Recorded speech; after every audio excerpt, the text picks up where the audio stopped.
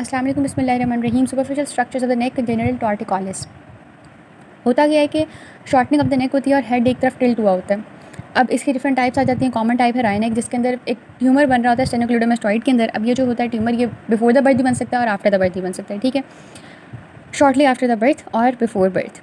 अब ये लेशन जो होता है ये बिल्कुल उसी तरह स्टेनोक्लेडोमास्टॉइड को अफेक्ट कर रहा होगा, या जो नेक की पोजीशन होगी इसको अफेक्ट कर रहा होगा, कि जिस तरह नॉर्मल एक तरफ का स्टेनोक्लेडोमास्टॉइड काम कर रहा होता है, ठीक है, कि हेड एक तरफ टिल्ट हो जाएगा और फेस जो है वो अफेक्टेड साइड से अवे टर्न हुआ होगा।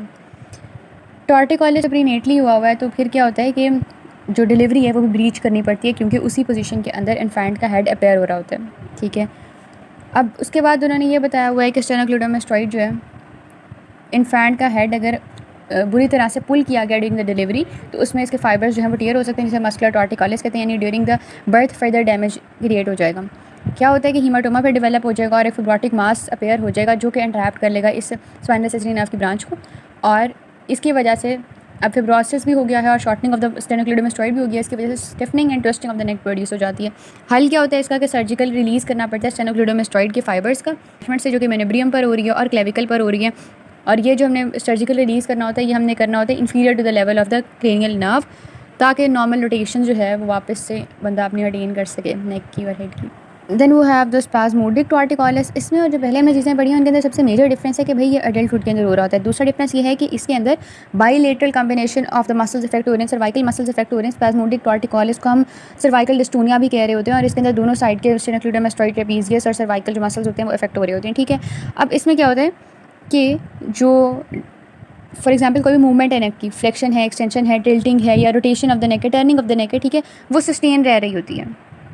अब वो सस्टेन रह रही है और इसके अलावा कुछ इनवॉलेंटरी मूवमेंट हो रही होती है कि हेड जो है वो लेटरली और इंटीरियरली इनवॉलेंटरी मूव करता है। और जो शोल्डर होता है, जिस साइड को हेड मूव कर रहा होता है, उसी वो शोल्डर जो होता है उस साइड का वो इंटीरियरली हुआ होता है डिस्प्लेस। सबक्लेवियन वेन के अंदर सेंट्रल लाइन प्लेसमेंट की जाती है। सेंट्रल लाइन प्लेसमेंट की जाती है मतलब कोई भी न्यूट्रिशन प्रोवाइड करनी है उधर से, इधर में ब्लड एक्सट्रैक्ट करना है वहाँ से, या फिर कोई मेडिकेशन वगैरह करनी है वहाँ पर से इंडक्ट करनी है इनटू द बॉडी, ठीक है, एडमिनिस्टर करनी है।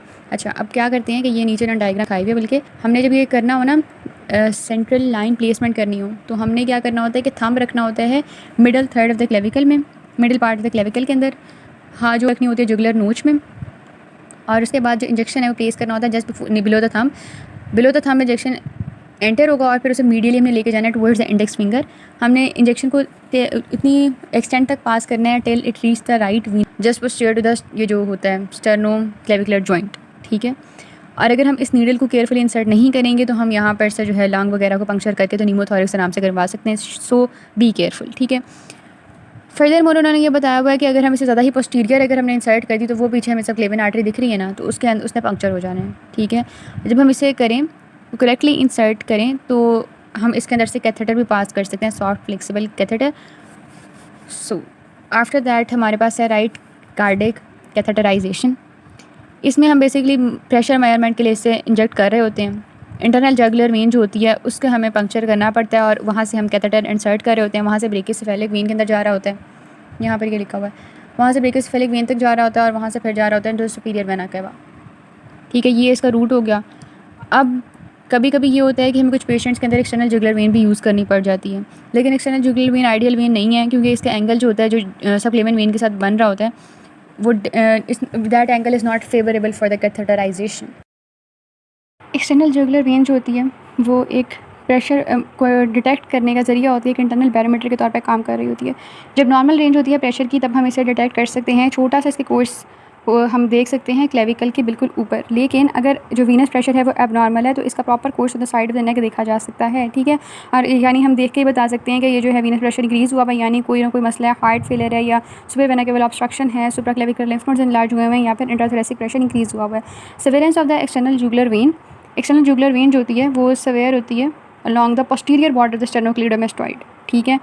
और जब ये यहाँ से इसकी सर्वेलेंस होगी तो उसका ल्यूमन जो होता है वो ओपन ही रहता है, क्योंकि जो इन्वेस्टिंग लेयर होती है दी सर्वाइकल फेशिया की वो काफ़ी टफ होती है। अब जब ल्यूमन ओपन रहेगा तो क्योंकि वो जो ये वेन है इसके अंदर एक नेगेटिव इंट्राथोरेसिक प्रेशर होता है जो कि बाहर एनवायरनमेंट की एयर को अपनी तरफ अट्रैक्ट करेगा, सक करेगा बेसिकली एयर को, और वहाँ पर वीनस एयर एम्बोलिज्म क्रिएट हो जाएगी, जिसकी वजह से अब यहाँ से एक्सटर्नल जुगुलर वेन से ब्लड कहाँ जाना था into the right side of the heart. तो यानी right side of the heart के अंदर वो एयर एम्बोलिज्म चला जाता है और उसकी वजह से ब्लड फ्लो स्टॉप हो सकता है और डिस्पनिया क्रिएट हो सकता है। ठीक है, इसके लिए क्या करना होता है कि अगर सर्वेलेंस हो गई है तो हमने इससे पहले कि हम उसे सूचर कर सकें तब तक उसको फैमिली वहाँ से प्रेस करना होता है ताकि एयर एम्बोलिज्म ना क्रिएट हो।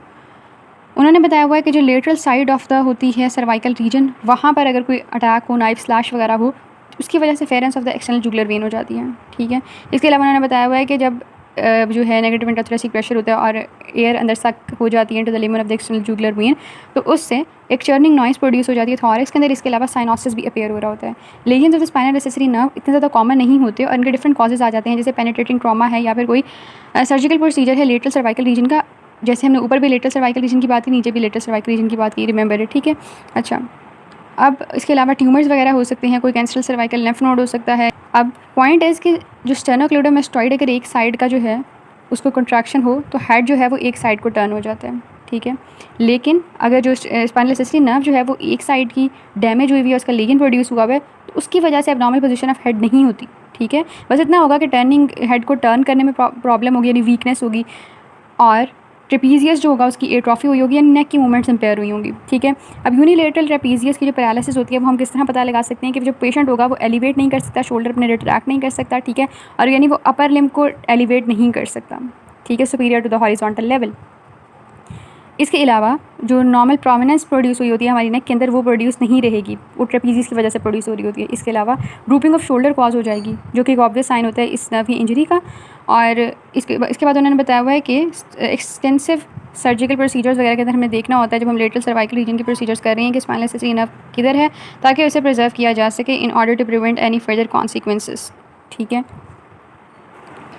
सर्वेलेंस ऑफ फ्रेनिक नर्व या फ्रेनिक नर्व ब्लॉक या फ्रेनिक नर्व क्रश। सबसे पहले सर्वेलेंस की अगर हम बात करें तो उसकी वजह से पैरालिसिस हो जाएगा of the corresponding half of the diaphragm. ठीक है, दूसरी बात आ जाती है कि नर्व ब्लॉक क्यों दे रहे होते हैं। हमने अगर कोई प्रोसीजर परफॉर्म करना है तो हम उस फ्रेनिक नर्व का ब्लॉक देंगे, कहाँ पर देंगे, where it lies on the anterior scalenus muscle, यानी उसके middle third of the anterior scalenus muscle के ऊपर जहाँ ये लाई करी होगी फ्रेनिक नर्व, वहाँ पर हम इसको ब्लॉक करेंगे इसकी सेंसेशंस को, ताकि हम जो कोई भी प्रोसीजर या लॉन्ग ऑपरेशन वगैरह परफॉर्म करना है वो हम कर सकें। कोई इंजरी हो गई है, क्रश हो गई है नर्व, तो उसकी वजह से पैरालिसिस क्रिएट हो जाएगा।